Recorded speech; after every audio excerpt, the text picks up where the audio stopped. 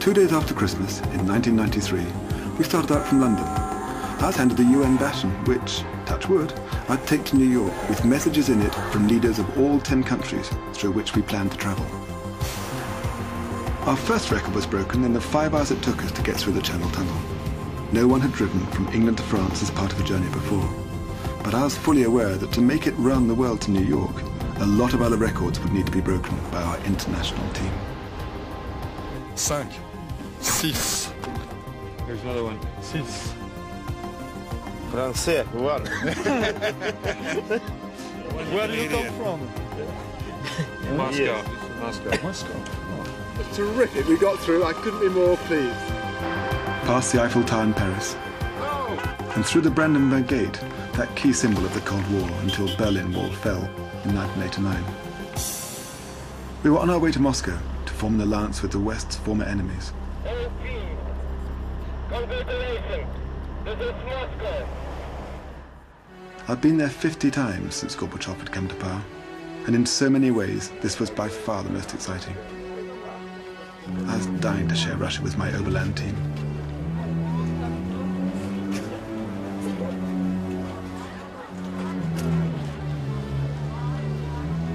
I think the thing that scares me most about Siberia is some of the ice roads, and the ones that haven't been checked, vehicles can go through the ice, and that would be my largest concern. It's happened in northern Canada where you're driving along, it just breaks underneath you and the whole vehicle sinks, and it's very hard to get out. If somebody does get trapped in the vehicles, or if the vehicles go down, if we've got any crush injuries, we have provisions to provide basic anaesthesia and pain relief, so that we can extract people from the vehicles. There you go, put your hands up.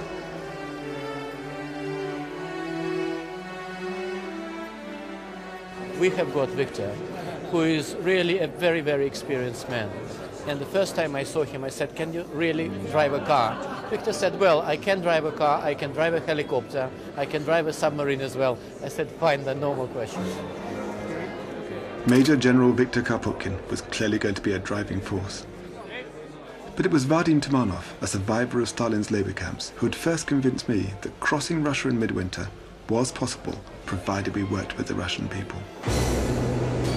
This part of Russia, like so many we were to drive through, had been closed to foreigners because here, in the middle of the Ural Mountains, is where the communists built all the army trucks you've ever seen carrying rockets in Red Square military parades. In this small wing of the vast Ural factory, the team saw the 6-wheel drive Ural trucks for the first time. They'd been winterized especially to withstand temperatures of down to minus 70 degrees centigrade.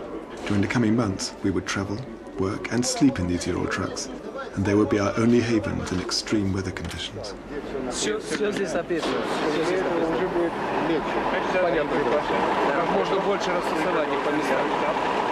It's quite impressive actually. We've been next door. Things are just out of this world. Obviously it's their equipment's a bit outdated to what we're used to, but other than that, they've really got things well organised here. Oh, thank you. What I'm doing here today is packing all the food away, and we're organizing it in specific lots so it goes into trucks where we know we can find it. It's boiling hot inside this warehouse today, but it's going to be 60 below where we're going, so we want to make sure it's easy access. Also that we don't eat too much food too early, because I'd hate to be hungry in Siberia. Russia's world-famous hospitality swept us from reception to reception as we journeyed across the largest landmass in the world. But this one, put on by workers at the Ural factory, was the most lavish.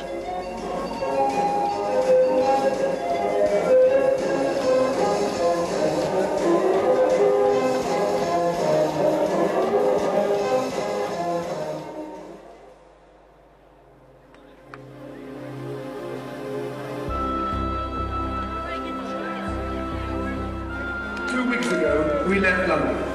2 minutes ago, we left the inside of the Ural factory. И 2 минуты тому назад вы покинули стены вашего завода. I'd like to say that I know that your being here will give us the spirit to go from Europe into Asia properly. As we left the factory, it was cheering to see so many of the workers give such a colourful send-off to our enlarged team, now over 40 strong.